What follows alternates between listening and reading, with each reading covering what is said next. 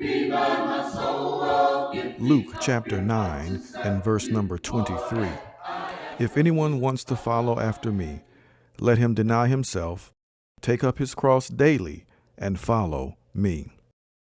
In this passage, Jesus delivers a striking call to discipleship, telling those who wish to follow him that they must deny themselves, take up their cross daily, and follow him.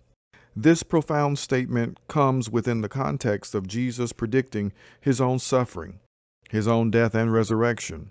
His words were radical because they challenged not only the disciples' understanding of the Messiah, but also their expectation for their own lives.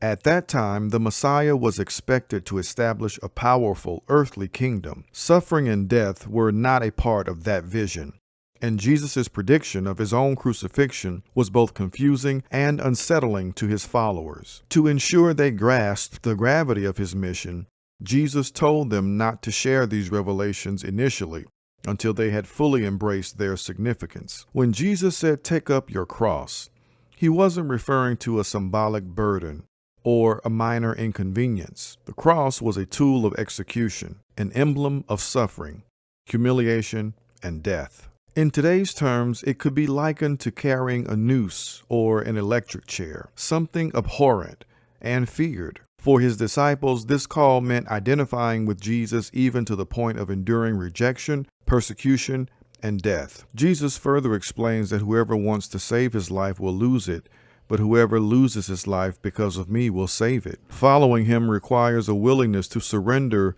one's own agenda, ambitions, and even one's own life for the sake of the kingdom. This self-denial is not a one-time act, but a daily commitment. Each day brings opportunities to choose God's will over our own, to put aside personal comfort or gain, and to trust fully in the path that he has set before us. Denying oneself and taking up the cross is not about punishment, but it's about purpose. It's about aligning our lives with the will of God, even when it's difficult or countercultural. Jesus' ultimate promise in this passage is that those who lose their lives for his sake will find true life, not just in the present, but also for eternity. This call to discipleship reminds us that following Jesus is not about ease or convenience, but about commitment and surrender. The path of the cross is challenging, but it leads to life, to the fulfillment of God's will, and to the eternal reward of being with him.